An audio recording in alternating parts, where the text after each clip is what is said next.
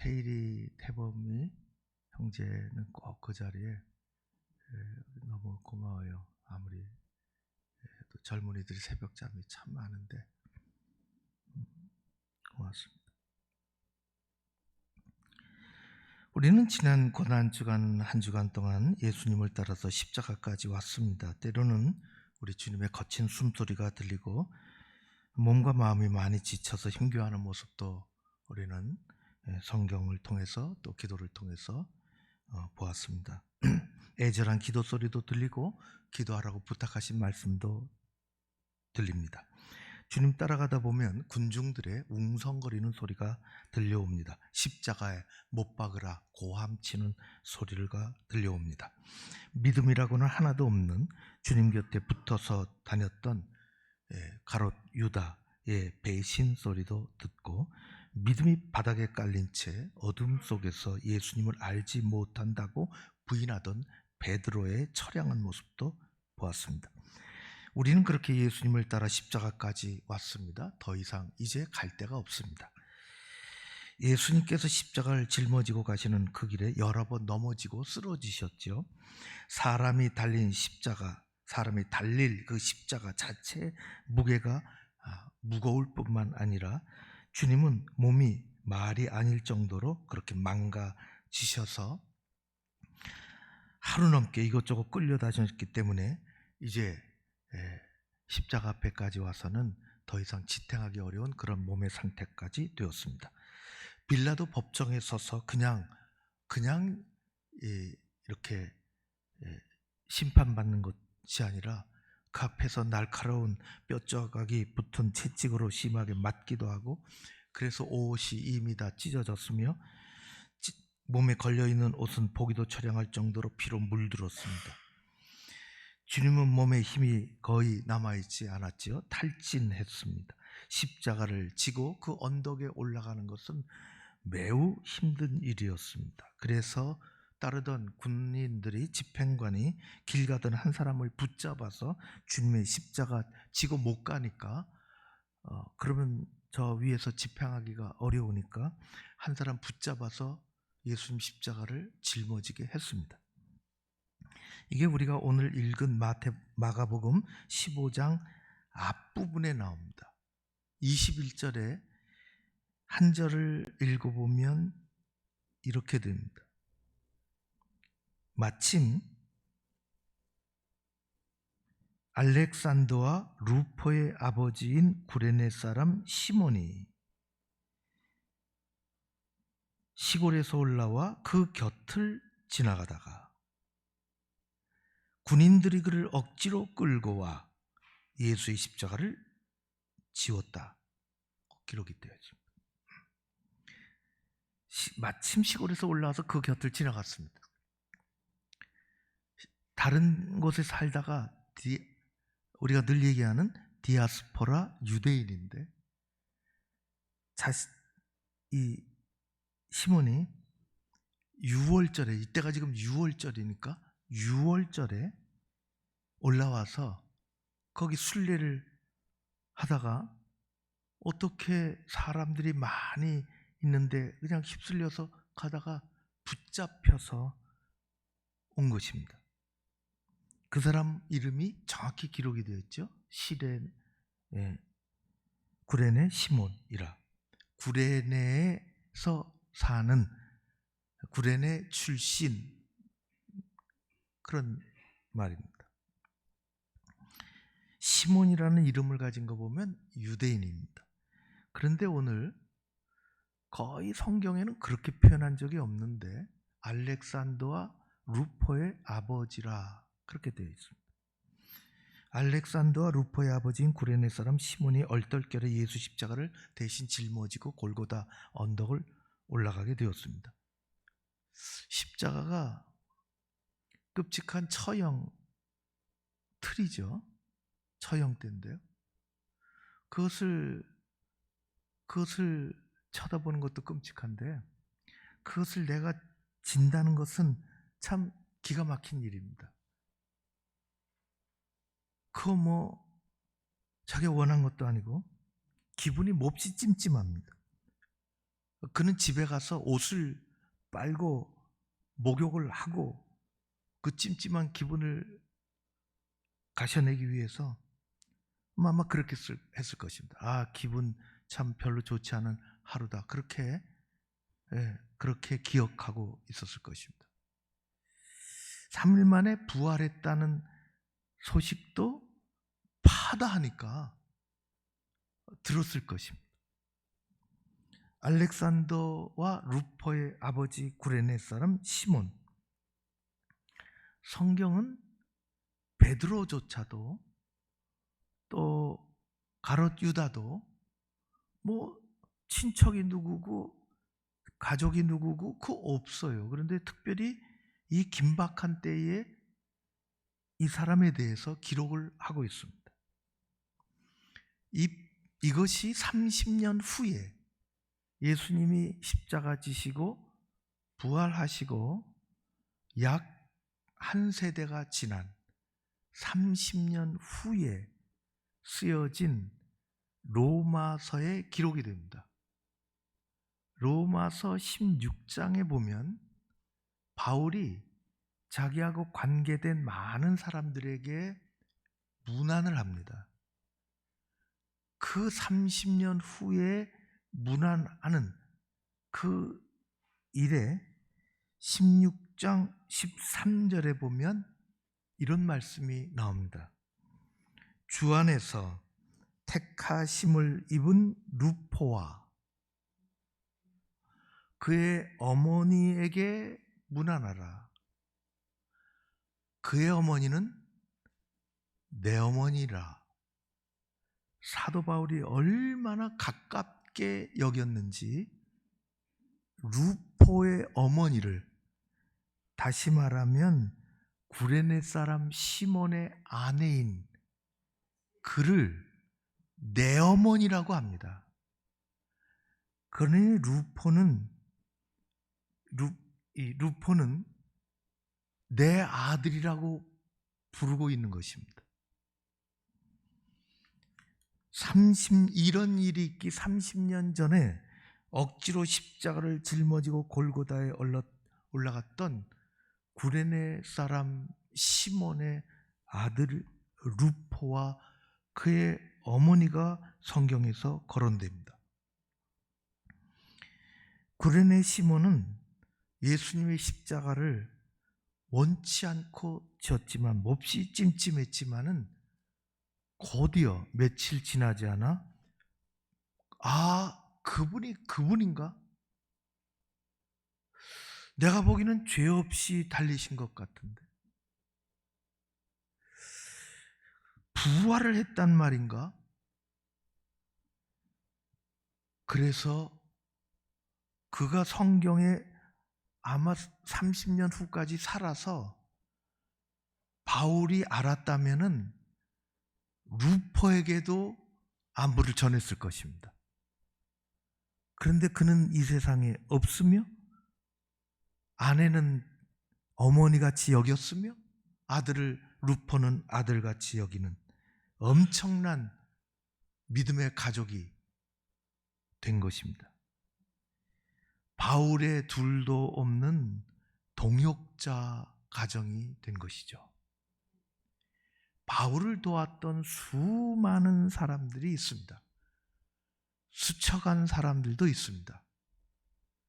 배신한 사람들도 있습니다.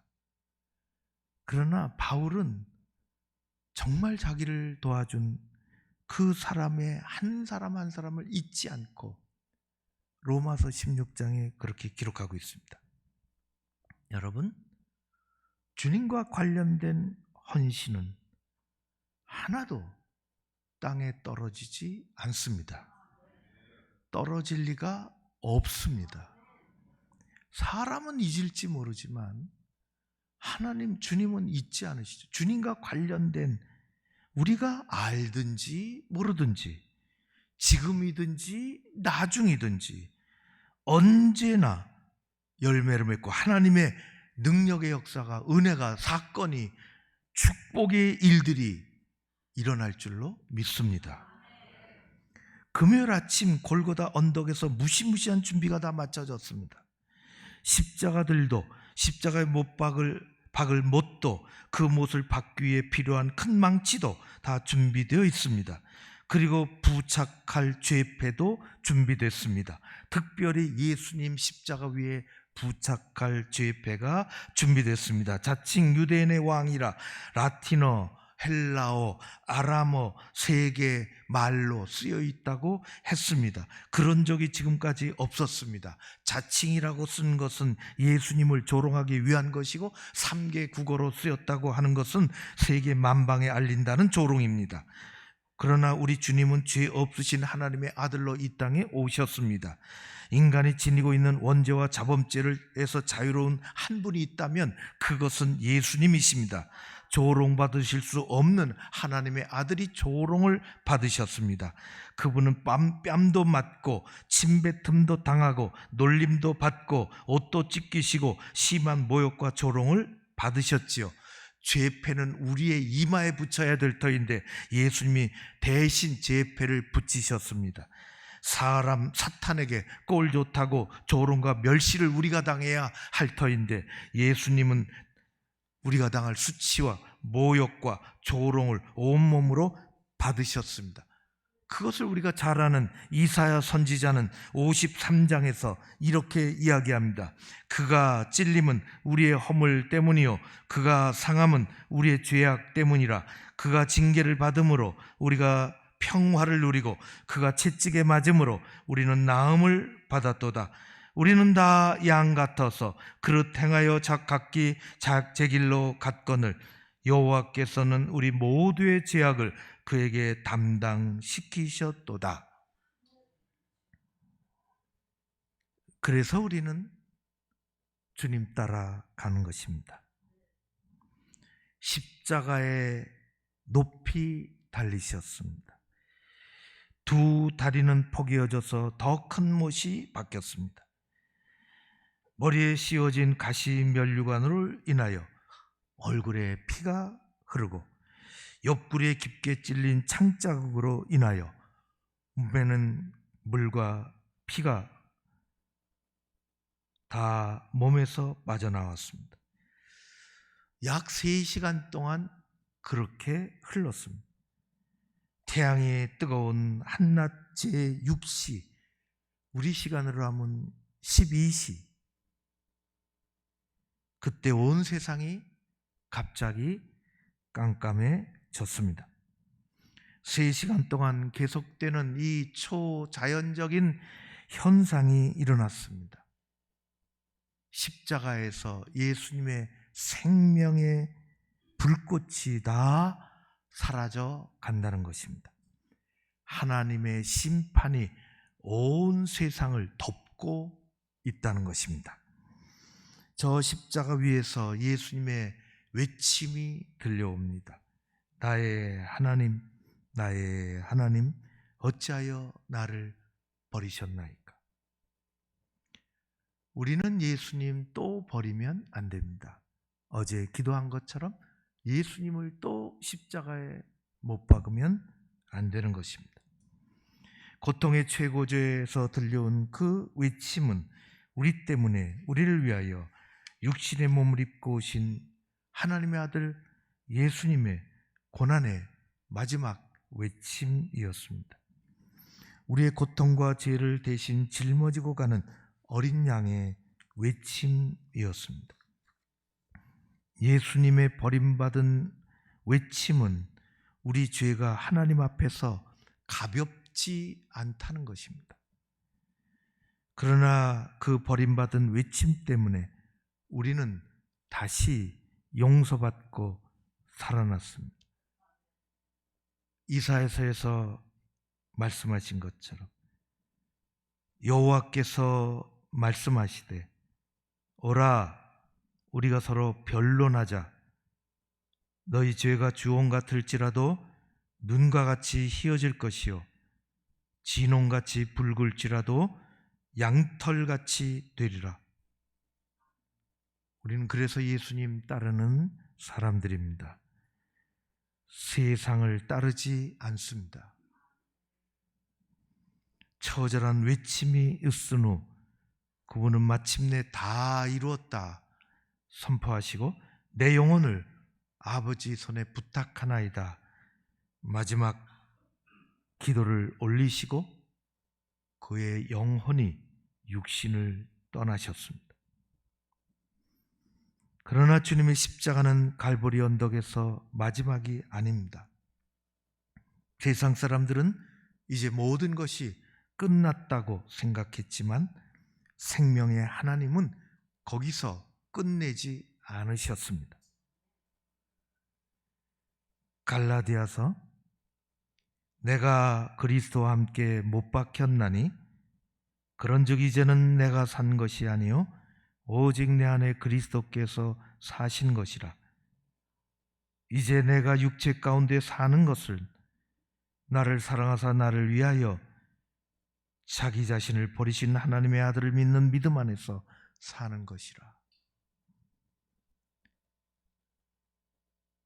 부흥회를 했는데요, 교회로 목사님 모셔서 둘째 날 이 말씀을 전하셨습니다. 기도 시간에 다 일어나라 그러더라고요. 말씀을 1시간 반쯤 다 전하시고 다 일어났습니다. 저도 맨 앞에 앉아 있다가 일어났습니다. 기도하자 그러더라고요. 기도 일어서서 하는 게 아니라 일어섰으니 한 걸음 다 옆으로 물러나오라고, 복도로 다 나오라는 것이, 옆으로 서라는 것입니다. 뭐 하시려고 하나? 무릎 꿇으라 그러더라고요.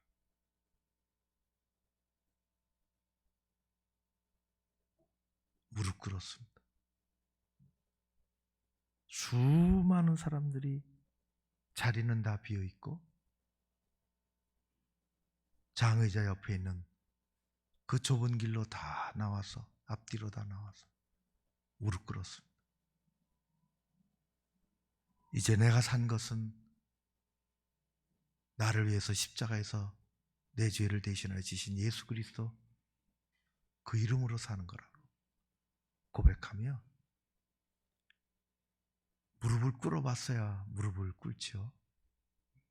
몹시 힘듭니다. 무릎 꿇는 게 몹시 힘듭니다. 일단 안 꿇어져요. 3분 버티기 힘듭니다. 마음의 무릎 꿇기는, 이거는 더 힘든 일입니다. 그래도 눈물바다가 되고 통곡을 하고 무릎을 꿇으니 기도가 달라지는 것입니다. 내 손으로 저는 교회를 어떻게 가까이 더 아껴볼 수 있을까? 저는 변소도 닦았습니다. 뭐 하고 싶더라고요. 의자 닦고 변소 닦고. 생각하는 것과 하는 것은 다른 것입니다. 주님이 달리신 십자가는 더 이상 범죄자를 처형하는 무서운 형틀이 아닙니다. 죄인을 사랑하시는 하나님의 용서가 내려오는 새 생명의 통로입니다. 그래서 십자가가 마지막이 아니라 새로운 시작입니다. 십자가는 절망과 죽음이라는 끝이 아니라 희망과 생명이라는 새 출발입니다. 여러분과 내가 주님의 십자가 아래서 죄인임을 우리는 깨달아야 합니다. 그곳에서부터 죄 용서 받았다는 것이 복음입니다. 그걸 알아야 거듭납니다. 그걸 알아야 기도합니다. 그걸 알아야 무릎 꿇을 수 있습니다. 그걸 알아야 교회를 섬길 수 있습니다. 생각으로 백날 해야 그건 생각입니다. 생각은 10분만 시간 주면 지구 7바퀴도 돌 수 있습니다. 여러분, 주님의 십자가에는 우리 인생을 변화시키는, 세상을 변화시키는 능력이 들어 있습니다. 이것이 복음입니다. 우리는 오직 예수로, 오직 복음으로 하나님의 백성이 되어 살아가는 예수의 사람들입니다. 입을 열어 십자가를 말할 수 있는 사람이 그리스도인입니다. 자기 십자가를 지고 즐거이 헌신하며 우리 주님을 사랑하며 승리의 그리스도인이 되시기를 주의 이름으로 축원합니다. 고마우신 아버지 하나님을 찬양합니다.